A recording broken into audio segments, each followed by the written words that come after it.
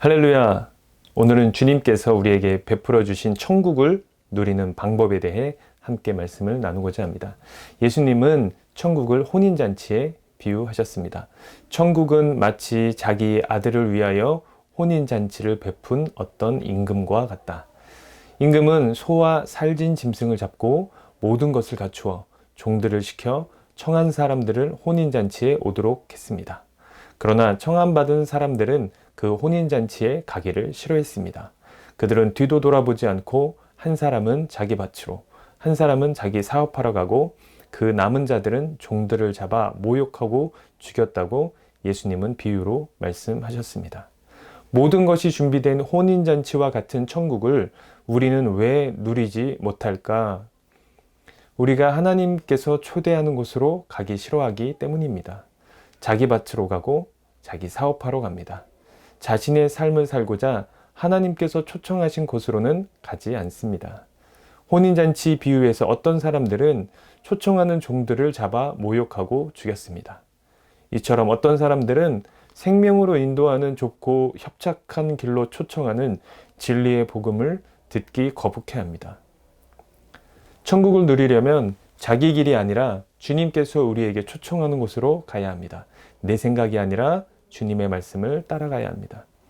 임금은 노하여서 청한 사람들은 합당하지 아니하니 종들에게 사거리 길에서 사람을 만나는 대로 혼인잔치에 청하여 오도록 했습니다.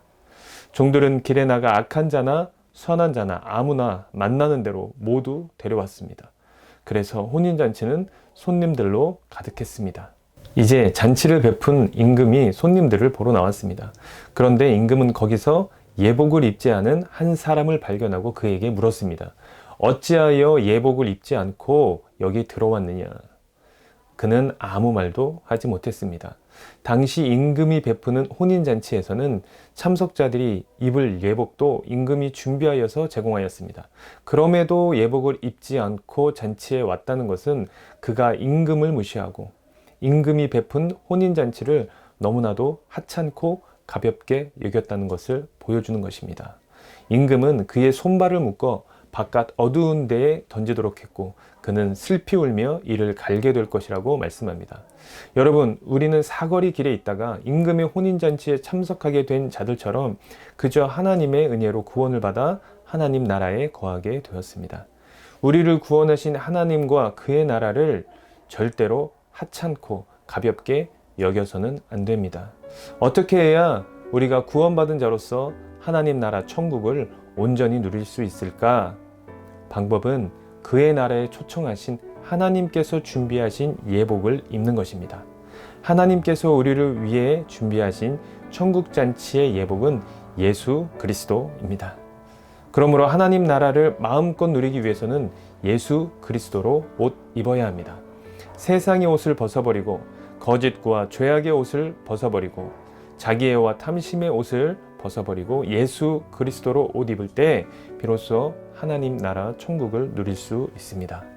예수 그리스도로 옷 입는 것은 예수님을 믿고 예수님을 인정하고 예수님을 경배하고 예수님을 따르는 것입니다. 예수님은 천국 비유에서 청함 받은 자는 많되 택함을 입은 자는 적다고 하셨습니다. 하나님께서 우리에게 보내주신 독생자 예수 그리스도를 덧입으십시오. 청함 받은 자가 아닌 택함 받은 자가 되십시오. 그로 인해 오늘도 하나님 나라 천국을 마음껏 누리는 저와 여러분 되기를 주님의 이름으로 축원합니다.